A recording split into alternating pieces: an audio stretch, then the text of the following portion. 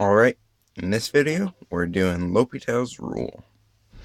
And last video was just introduction for limits and the problems that they can solve. But L'Hopital's rule is the thing that fixes all those problems that happen. Well, that's bad English. So let's go here. So let's just read what I wrote. I just wrote ahead of time so I didn't have to write it through the whole way, whatever. So if the limit, so if you have this kind of scenario where you have a function on top and a function on bottom, then if the limit of f of x and g of x approaching this a value, whatever the a value is, it could even be infinity. We'll go into that in probably the next video or something. But if they both approach 0, this is a situation where it's equal to the derivatives. Or, well, if they both approach 0, you get 0 over 0. So yes, it solves that problem. But another problem is infinity over infinity. Is it equal to 1? Is it equal to infinity? Is it equal to 0? Infinity over infinity can get you all sorts of this result. So that's another, what we call, indeterminate form. So if we get positive or negative infinity for the limit of f of x and g of x, both, then we can also use this rule. It's just the derivative of the top and bottom. And you can see quickly why this is useful. Let's do a problem.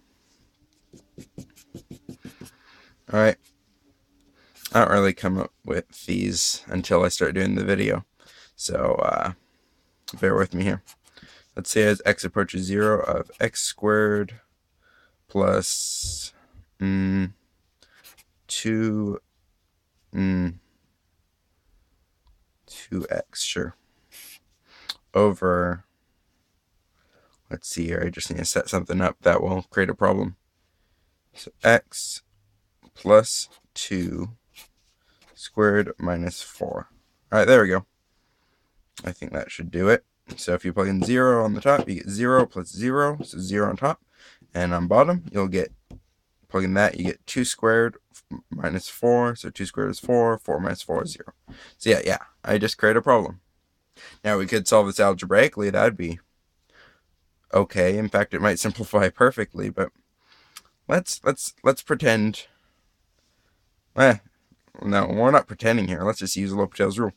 So because we know that, let's write it out just so we can be certain, as x approaches 0, that's our a value here, of f of x, which is x squared plus 2x, yes, that equals 0, so that checks out. And does the other one equal 0? We already talked about this, but let's just be a little more considerate here. X plus 2 squared minus 4. Yep, that equals 0. So, what can we do? We can take the derivative of the top and bottom. Easy as that. So that means this is equal to the limit as x approaches 0 of this. The derivative of the top is 2x plus 2. You don't have to worry about taking derivative of fractions because that's just how awesome this rule is. So that's 2x plus 2. Derivative bottom. So you can bring the 2 out. So it's 2x. And then 2x plus 2, because this is a chain rule, by the way. Here, let's write it out as chain rule. Derivative of x plus 2 squared dx is equal to dx plus 2 squared over dx plus 2 in parentheses times a d, I guess that'd be x plus 2 over dx. Seems a little silly right this way, but it's definitely true that this is a chain rule kind of thing. So what's the derivative of this? You bring out the 2 and you keep the x plus 2, so it becomes 2x plus 2. Derivative of this part is just 1. How many? Derivative of 2 is 0, derivative of x is 1. So it's kind of a silly case because you're just adding a number here, but it still checks out. So this is all 1, and this is all x plus 2. All right? And then this negative 4 goes away. So as to simplify to? Well, this equals the limit as x approaches 0 of, the thing I like about limits, though, I like doing the cursive L. Most people just do an L in general, like that. I think that makes it less tasteful. Right here. That's just so awesome. So 2x plus 2, and what do we have on bottom? Whoa, check that out. 2x plus 2. So, you have two options here, alright? You can see these clearly divide, but you can also see if you plug in 0 here, what do you get? 0 here, that goes away, that goes away. And so you get 2 over 2, which is 1. Both answers would get you 1. And so, using L'Hopital's rule, we prove that this is equal to 1. Right? There we go. Now let's try something harder. Much harder. Remember? Here, let's try to remember the earlier one I brought up. Sine x divided by x. So let me turn pages and stuff. There you go. Alright, so sine x over x. This is a perfect scenario for L'Hopital's rule. So if you're at sine x and you're at x, you get a problem because at 0, sorry, I should have wrote that first. Limit as x approaches 0. Well, if we look here, sine of 0 is 0, and x of 0, well, plug in 0, is 0. And so, yep, indeterminate. So, yay, we can use L'Hopital's rule. Let's go here. Limit as x approaches 0 of... So, derivative of the bottom is 1. That's nice. Derivative of the top is cosine, if you remember that. And then we're done. So, plug in 0 of cosine and you get 1, right? And if you forgot that, sine is the y value starting at this point, and 0 is angle of no change, so there isn't even an angle here. And at this angle, you have an x distance of 1, and a y distance. How tall is it up here? No, it's 0. So that means that the sine value is 0, and that also means that the cosine value is 1. So this just solves our problem immediately. This is also, you can use some other formulas to solve it, but in general, this is a really nice one to do. Now, let's try another one. Yeah, I guess for most of this video, we're just going to try some examples with L'Hopital's rule. And then I'm going to prove it at the end of this. So, be ready for that. Alright, so limit as... Ooh, this is a good one. I love this one. X, ln x. Alright? Oh, why did I write a line? Ignore that line for a second. I don't know. For some reason, I underlined it. So as x approaches 0. I guess we're approaching 0 a lot. We don't have to approach 0. In fact, I should try an infinity problem. No, we'll do infinity in the next video. No, let's do it in this video. Let's see how this goes. So, if you plug in 0 here, you get 0 times ln of 0. If you look at the logarithm curve, when it gets closer and closer to 0, it goes to negative infinity. And so technically, this is 0 times negative infinity. That doesn't look like 0 or 0 or infinity or infinity. And there's not even division here. And so I can't use L'Hopital's rule. Unless, check this out. So x, alright, if you take something to the negative 1 power, that's the same as doing the inverse. And so, if you take it to two negative 1 powers, the negative 1's multiply, so it's just x to the 1. So x is equal to x to the negative 1 over negative 1. So this is same as 1 divided by x to the negative 1, right? And so this is 1 divided by 1 divided by x, right? That's equal to x. But check it out. If we write it like this guy, it seems like an overcomplication. But now we can use L'Hopital's rule, because what happens here? This is the exact same thing as this, if we plug that in for x. Except for 1 times ln x is ln x, and then you divide by 1 over x. Now we get a situation where we can take a derivative. Because check this out. 1 over 0, if you look at the curve 1 over 0, and 1 over x, at 0, it goes to infinity. That gets you an infinity over infinity case. In fact, it's negative infinity over infinity. But that is great. Now, technically, if you want to be a little more precise here, technically ln doesn't really have values past this zone. And so we want to be careful to say that we're only going from, this is a notation I'm introducing, positive side.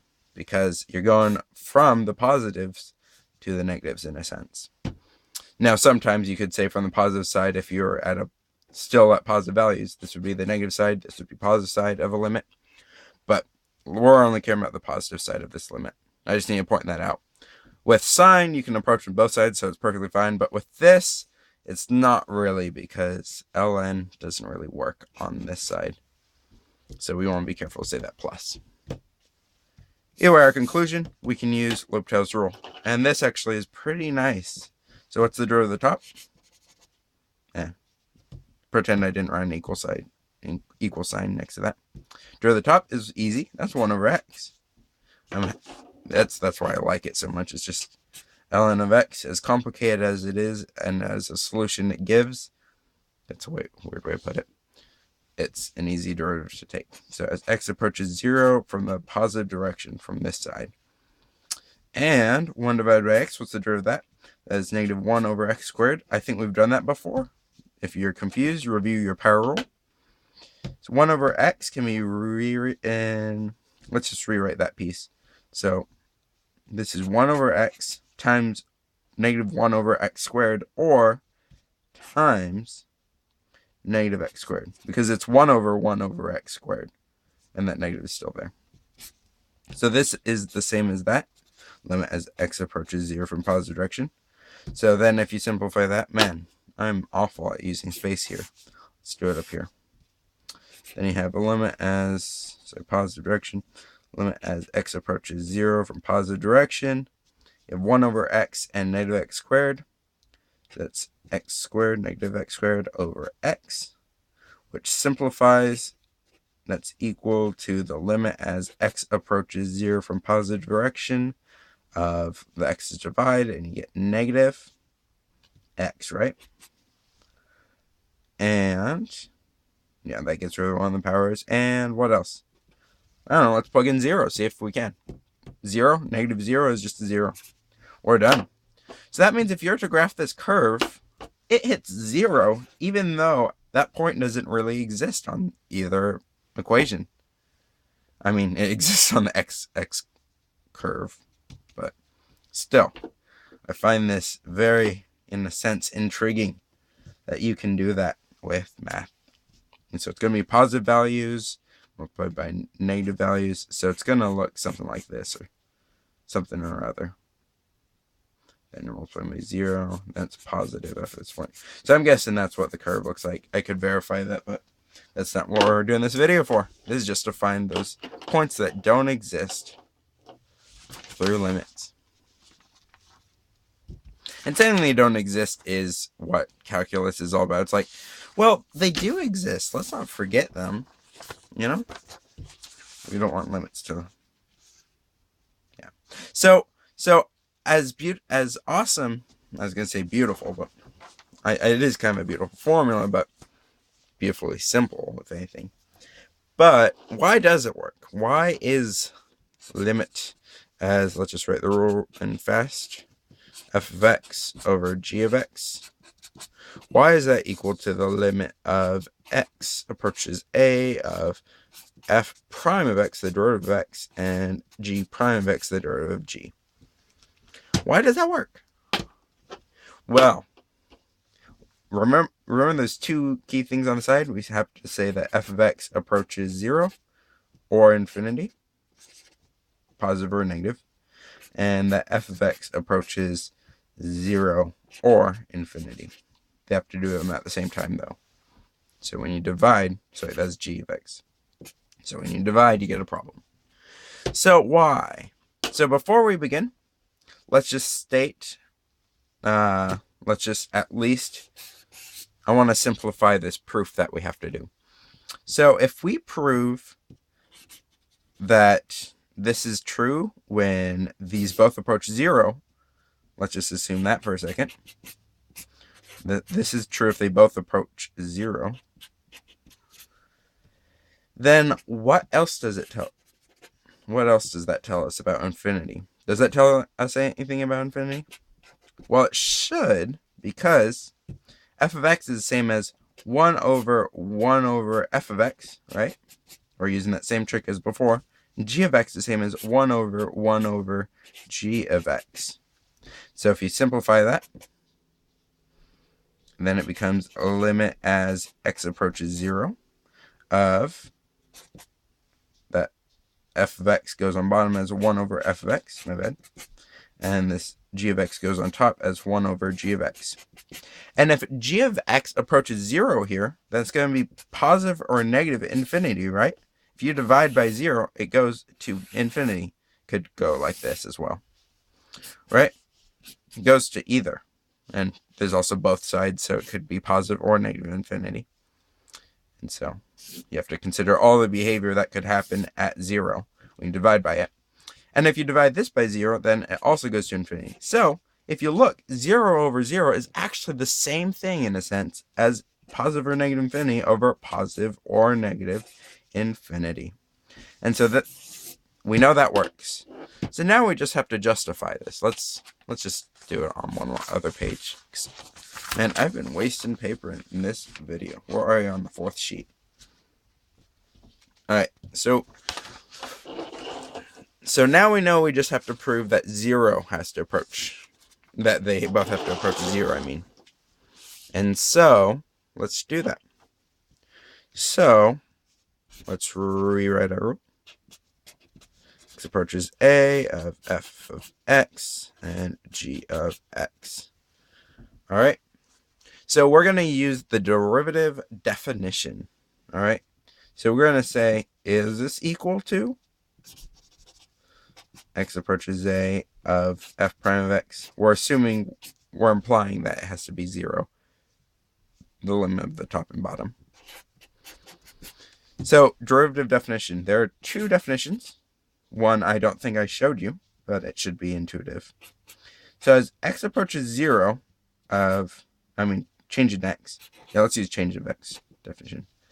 Limit as change in x approaches 0 of some f of x curve plus a change in x. Man, I'm already writing this horrible. And then you subtract f of x, and then you divide by change in x. I'd usually write this with an h because I think those x's can get confused. And considering I wrote it so horrible, yeah, let's rewrite this. Limit as change in x approaches 0 of f of x plus change in x. Still horrible, but whatever. A little better. So this is the definition of the derivative. You want that change in x to be 0. And this is the most intuitive form of the derivative. And that is why we even have the d of x. dx, I mean, differential. But that's not what we're here to do. The point of the derivative is that you have the slope equation that approaches 0. Right? Here's another case where that same behavior happens. As x approaches some value a, and by the way, we're going to get the derivative at a, then f of x minus f of a, and then you subtract the 2 inputs, right? Because that's just the slope formula. And so as x approaches a on both of these, you'll also get a derivative because you're approaching this curve from both sides. I mean, from either side, really. You're just approaching it at this a value from the get-go. So we're going to use this definition right here. And let's plug it in for this. All right. So we know that this will get an f of a over g of a, except for that creates a problem. So let's just rewrite this. So as x approaches a, then we have the limit as x approaches a on top and x approaches a on bottom. We're just filling in the derivatives here. See if it turns into that. Which is almost a given, considering I wouldn't be doing this in the first place if it didn't. But you get f of x minus f of a, right? Just word for word. Then you get x minus a. Then you have f of x minus f of g of x, my bad. We're talking about g now. Minus g of a. Same thing here, just replaced with g's. And x minus a. Now, if you notice here, this limit as x approaches a is all over the place. These two can combine, and these 3 can combine in that sense. So, this is the same thing as the limit as x approaches a of f of x minus f of a, and x, wow, this is just not my video, g of x minus g of a, and x minus a. Now, if you notice on bottom and on top, there is an x minus a. So those, there's two ways to think of it. You can multiply top and bottom by x minus a, because that multiplying top and bottom by the same value is same as multiplying by 1. Or you could just realize that these are the same values. If this is divided by 2 and this is divided by 2, it's the same thing as them both not divided by 2. Alright, so this simplifies. Let's change colors here because this is not becoming obvious. Limit as x approaches a of, you get f of x. This actually simplifies really nicely. Then minus f of a over g of x minus g of a. Alright, so that's simplified. But this is still not the same thing as this. I mean, I could guess that's similar, but Wait, we said one rule has to be true. F of x, f of a, basically, the limit as f of x approaches 0, has to be 0, right? And we also said that g of a, my bad, has to be 0, right? In order for this 0 case to be true. So, if we plug that in, if f of a is 0 and g of a is 0, then you get f of x over g of x. Right? Just plug in for 0. Go away. Go away. Therefore, this is equal to the derivative, because the derivative turns into that. So, get rid of that question mark. It's certain, as long as they both approach 0, or, as we already reasoned through, approaches positive or negative infinity. Use the L'Hopital's rule as much as you want. It's definitely one of the most useful things. And then we're going to, in the next video, what happens if you make this limit infinity? And we're going to investigate cases where I should have used a limit to be precise. Alright, thanks for watching.